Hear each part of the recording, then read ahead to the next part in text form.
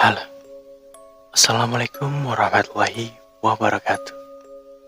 Welcome to my channel. Oke, di kesempatan hari ini saya ingin membuat konten sebuah cerita mistis atau horor. Yang cerita ini saya ambil dari akun Twitter _ Story. Mungkin dari kalian semua udah pada tahu tentang akun Twitter Story, tentang cerita-cerita horornya yang dia tulis. Pokoknya ceritanya itu seru-seru. Sebelum ke videonya, alangkah baiknya kita bikin kopi atau enggak teh dulu, biar kita mendapatkan suasananya gitu. Oke, aku tuang dulu ya teh.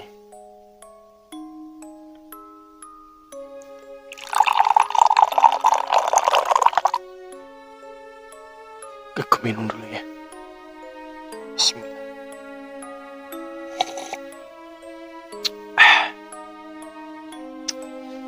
Dan jangan lupa untuk menyalakan rokoknya. Mari kita nyalakan.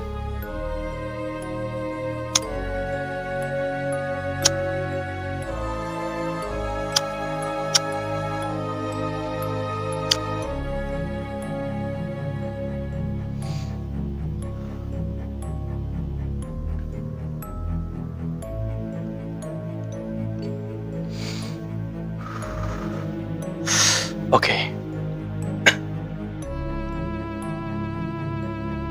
Next. Malam ini aku akan cerita tentang rumah angker di Majalengka. Diambil dari akun Twitter _Story.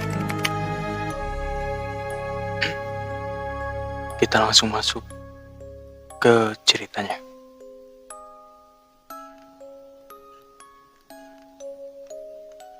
Rumah angker di Majalengka. Masa kuliah dulu, ada satu teman dekat perempuan, namanya Dian. Ya, bisa disebut pacar kali ya. Tahun 2007. Dian tinggal dan kuliah di Bandung juga. Kami beda kampus, tapi satu angkatan. Ayah Dian penjabat tinggi di suatu bank daerah. Keluarga yang cukup kaya. Sebagai penjabat tinggi, ayah Dian selalu berpindah-pindah tempat kerja, dan tentu saja rumah dinasnya ikut pindah. Nah, pada saat itu, beliau baru saja mendapat tugas baru untuk memimpin salah satu kantor cabang dari bank itu. Cabang kota Majalengka. Majalengka adalah kota kecil yang letaknya di bagian timur Jawa Barat. Bukan kota yang dilalui oleh jalur utama lintas Jawa.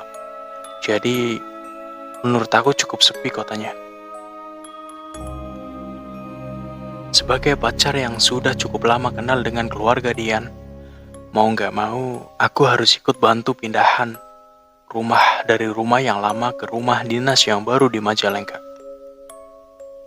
Tapi, emang pada dasarnya aku senang jalan-jalan. Apalagi keluar kota. Jadi ya senang-senang aja diminta bantu pindah-pindahan. Aku ingat banget, waktu itu hari Kamis, bertiga. Kami berangkat dari Bandung ke Majalengka menggunakan mobil pribadi. Kok bertiga? Iya, karena adik perempuan Dian ikut juga, Ira namanya. Kala itu masih berumur 19 tahun kalau nggak salah. Duduk di belakang kemudi. Aku mengarahkan mobil ke Majalengka melalui jalur Sumedang Jatiwangi. Aku cukup suka jalur ini karena di beberapa wilayah masih ditemui pohon-pohon jati di kanan kiri jalan. Bisa dibilang hutan-hutan kecil. Itu dulu, entah kalau sekarang.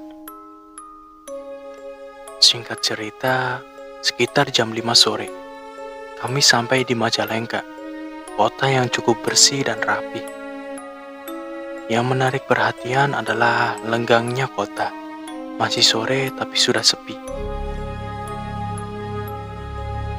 Gak mampir kemana-mana, kami langsung menuju alamat rumah. Gak memakan waktu lama, kami pun sampai di tujuan.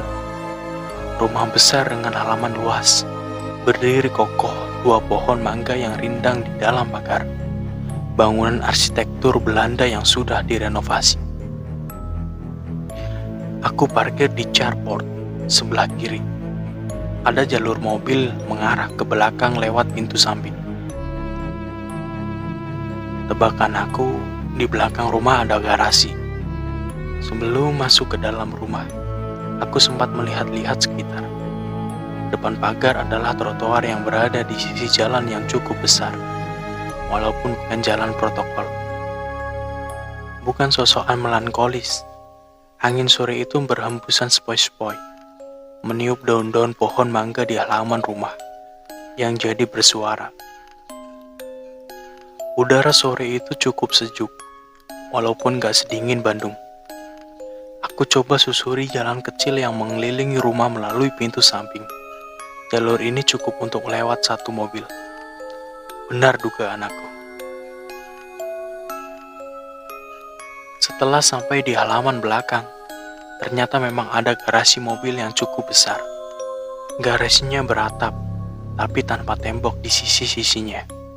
Hanya ada 4 tiang panca yang menyangga atap. Tepat di tengah-tengah halaman belakang. Kembali aku lihat ada pohon mangga yang besar dan rindang. Aku sedikit trauma kalau lihat pohon mangga. Apalagi di rumah itu ada 3 pohon mangga. Lama aku menatap garasi mobil yang letaknya ada di belakang rumah itu. Kondisinya nggak terawat. Debu tebal menyelimuti lantainya. Terlihat kumuh. Perasaan aku nggak enak melihat garasi ini. Ada yang aneh, auranya seram. Merinding. Lanjut berjalan melihat sekitar belakang rumah. Aku menemukan hal yang lebih menarik perhatian. Di paling pojok belakang bangunan, ada kamar mandi. Kebetulan udah kebelet pipis. Aku masuk ke kamar mandi itu. Kamar mandi ini terlihat jarang dipakai. Daun kering bertebaran di lantainya. Kamar mandi besar dengan desain model zaman dulu. Batu-batu alam yang menempel pada dinding. Bak mandi besar dengan kloset jongkok. Sore itu sudah mulai gelap. Cahaya kamar mandi hanya bersumber dari lampu bolam 5 watt. Redup. Setelah selesai, aku melangkah keluar kamar mandi.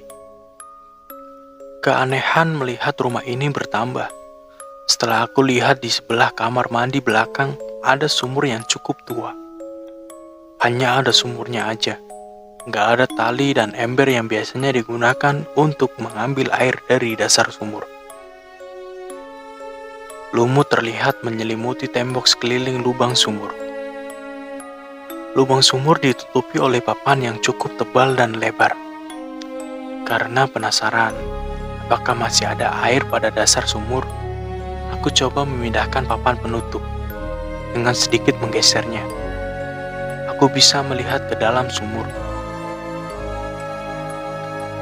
Nyamuk dan binatang kecil lainnya langsung berhamburan keluar. Cukup lama aku melihat ke dalam sumur. Hari sudah agak gelap.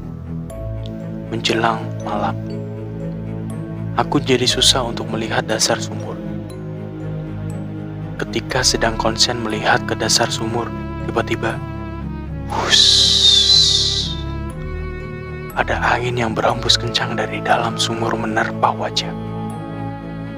Aku kaget, refleks, langsung mundur menjauh dari sumur. Barusan apaan? Masa iya ada angin keluar dari dalam sumur? Banyak tanya dalam hati. Setelah sudah agak tenang, aku langsung kembali mendekat ke sumur dan menutup lubangnya dengan papan seperti semula. Aku langsung masuk ke dalam rumah lewat pintu belakang. Kenapa mukanya begitu? Kayak baru lihat hantu? Tanya Dian melihat aku yang masih agak terbengong-bengong. Enggak, Nggak ada apa-apa kok, jawab aku. Aku pun langsung berbasa-basi dengan orang tua Dian. Oke, bentar dulu ya. Kita sambung minum dulu biar nggak tegang.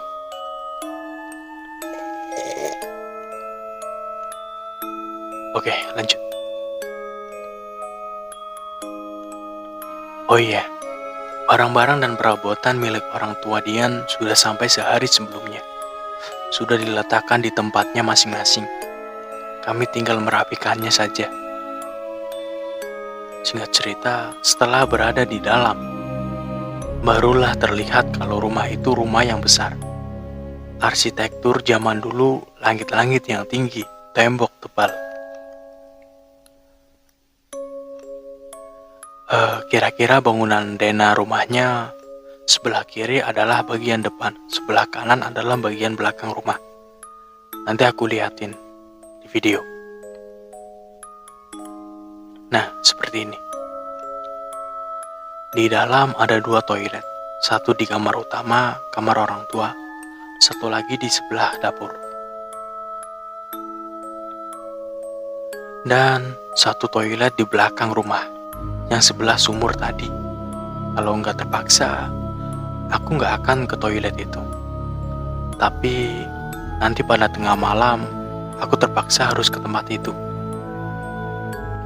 Setelah maghrib, kami kumpul di ruang tengah, berbincang dan lanjut makan malam. Dari awal, aku memang merencanakan untuk menginap dan pulang ke Bandung esok paginya. Aku diberikan kamar yang paling depan, kamar 1. Orang tua Dian tidur di kamar utama, Dian dan Ira di kamar 2. Tapi sebenarnya, ya, selepas maghrib, aku tuh sempat berubah pikiran. Aku mau pulang ke Bandung aja malam itu. Karena perasaan aku udah gak enak sejak kejadian di sumur pada sore tadi. Tapi orang tua Dian gak ngasih aku pulang. Ya sudahlah, aku nurut. Aku pikir cuma semalam ini, semoga gak terjadi apa-apa. Ternyata, nanti gak seperti itu. Ada yang aneh dengan rumah ini. Singkat cerita, akhirnya malam menjelang. Sekitar jam 10, kami masuk ke kamar masing-masing.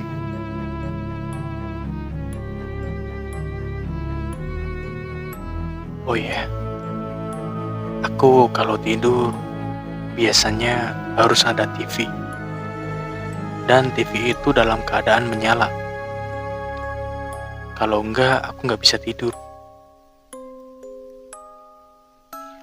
Sialnya, di kamar itu hanya ada tempat tidur dan meja. Gak ada TV. Sepertinya malam ini akan panjang, gumam aku dalam hati. Akhirnya, jam-jam awal di kamar, aku habiskan dengan bengong. Kenapa gak main HP, Bri?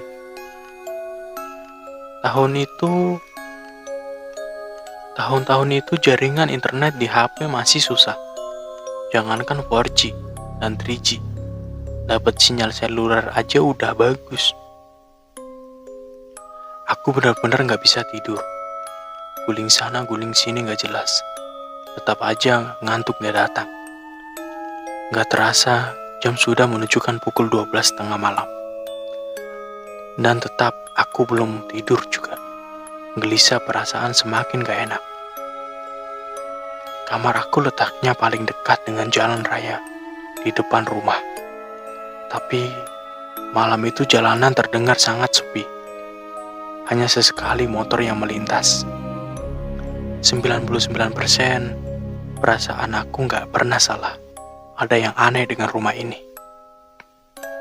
Makanya aku memutuskan untuk tidur dengan pakaian lengkap.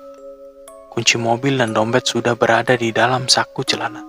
Persiapan, kalau ada apa-apa, aku tinggal kabur melarikan diri. Benar seperti yang aku duga. Makin gak karuan perasaan. Ketika sayup-sayup aku seperti mendengar suara bayi yang sedang tertawa kecil. Iya, bayi. dan gak ada bayi di rumah itu sejak aku datang. Suara terdengar dari arah ruang tamu yang letaknya persis di depan kamar. Aku langsung duduk di pinggir tempat tidur, mencoba menajamkan pendengaran. Apa itu benar-benar suara bayi? Iya, ternyata itu benar suara tawa bayi. Suaranya semakin lama semakin jelas. Gak berani membuka pintu untuk memastikan. Aku memilih untuk diam di dalam kamar dan mencoba tak menghiraukan. Tapi tetap aja aku ketakutan. Di titik ini, teror baru aja dimulai. Tapi lama-kelamaan suara tawa bayi menghilang. Agak sedikit lega. Tapi aku tetap gak bisa tidur. Dan sesuatu yang paling gak diharapkan terjadi. Akhirnya terjadi juga. Aku kebelet pipis. Gak akan bisa kalau harus menahan pipis sampai pagi. Akhirnya, aku memutuskan untuk nekat keluar kamar dan ke toilet. Aku buka pintu kamar pelan-pelan karena masih was-was dengan suara bayi yang berasal dari ruang tamu tadi. Alhamdulillah, ternyata gak ada apa-apa. Ruang tamu dalam keadaan gelap. Aku pun lanjut berjalan ke arah toilet. Aku pilih toilet yang berada di bagian belakang rumah, yang bersebelahan dengan dapur. Sampainya di depan pintu toilet, aku coba membukanya. Ternyata gak bisa, seperti terkunci dari dalam.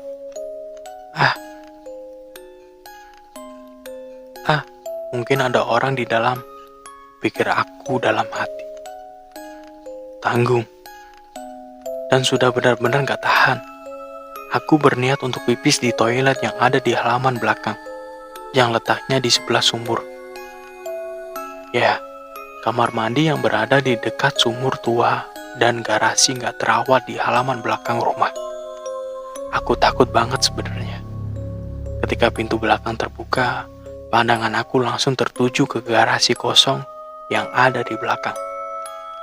Pada detik itu, aku gak lihat apa-apa. Tapi indera aku yang lain bilang kalau di situ ramai. Singkat cerita, aku berjalan di selasar belakang, melewati kamar pembantu yang masih kosong dan gelap. Pada saat melewati sumur, aku lihat ada yang aneh di sumur itu. Papan penutup liang sumur sudah berada di samping, gak lagi menutup lubangnya. Padahal sore tadi aku tinggalkan dalam keadaan tertutup. Aku lanjut jalan masuk ke toilet aja dulu, udah gak tahan. Selesai pipis, setelah itu bengong sebentar. Aku langsung keluar toilet. Ketika pintu toilet terbuka, pandangan aku langsung menghadap garasi kosong dan gelap itu. Iya, pandangan aku langsung menghadap ke tempat itu, yang ternyata ada sesuatu. Pandangan aku menangkap sesuatu objek di gelapnya malam itu. Terlihat ada sesuatu yang berwujud putih, berdiri di dalam garasi. Jantung aku berhenti saat itu, karena ternyata yang aku lihat adalah pocong. Pocong yang tinggi dan besar, tingginya sekitar 185 cm. Pocong itu berdiri tegak di tengah-tengah garasi. Gak jelas menghadap kemana, karena aku gak berani melihat ke arah kepalanya. Berdiri diam, hanya sekali ada gerakan pelan pada badannya. Lemas badan aku, tulang-tulang serasa lepas dari engselnya. Aku paksakan diri untuk berjalan menuju ke pintu belakang. Aku seret kaki ke arah pintu. Gak akan berani lagi melirik ke arah garasi tempat pocong itu berdiri. Singkat cerita, setelah masuk ke dalam rumah, langsung aku kunci pintu dan berjalan cepat ke arah kamar.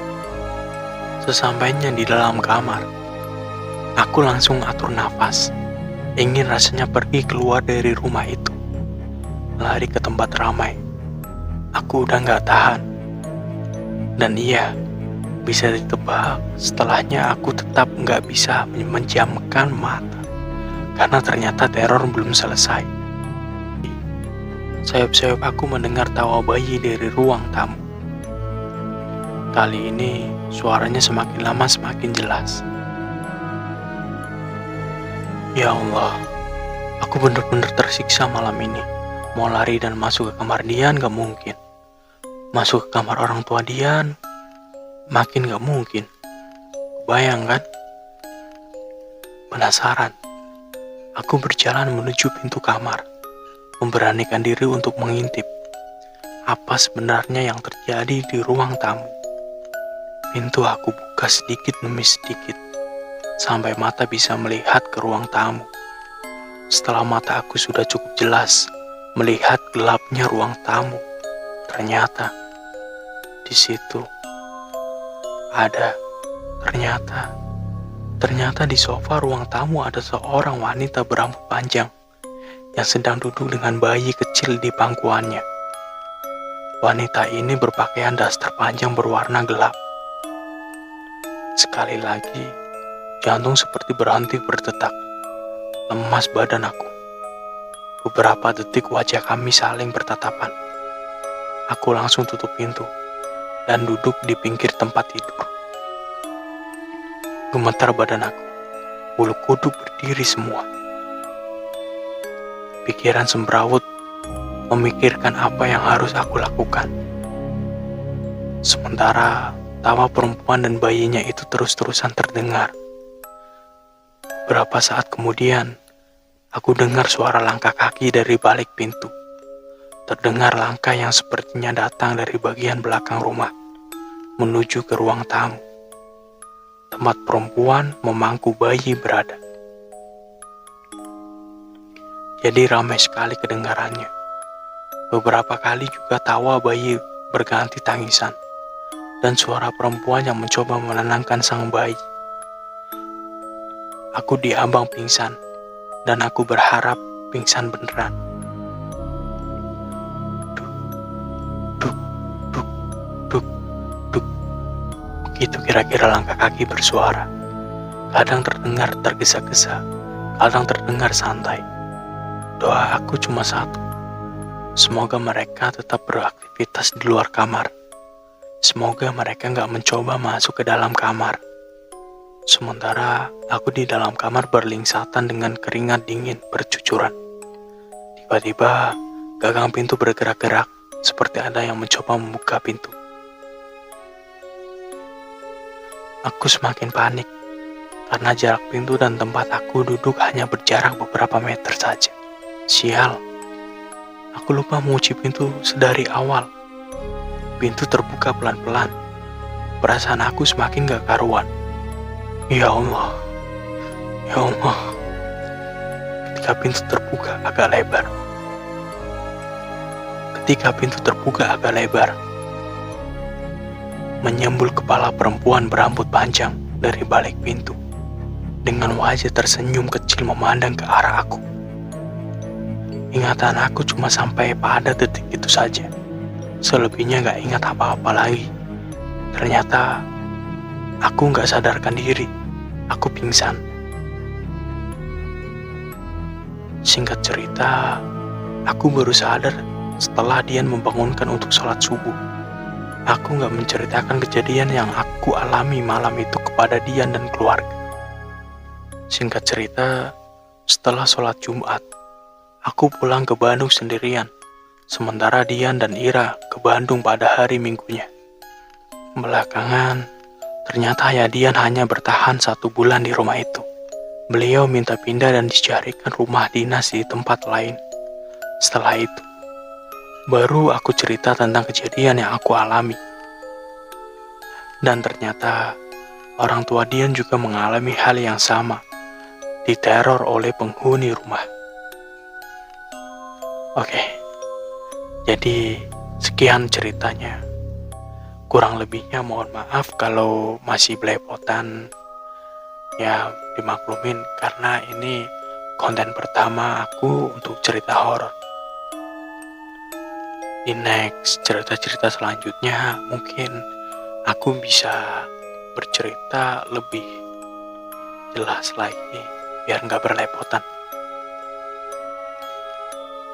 Dan jika kalian suka dengan video ini, jangan lupa like, komen, dan subscribe ya. Oh ya, jika kalian punya cerita sendiri, kalau boleh bisa kirim ke alamat aku di bawah. Aku nanti cantumkan di deskripsi. Biar nanti aku bisa ceritain buat semua penonton. Berlaga aku udah kayak YouTuber yang udah terkenal banget ya. Oke, jadi cukup segitu aja cerita pada malam ini tentang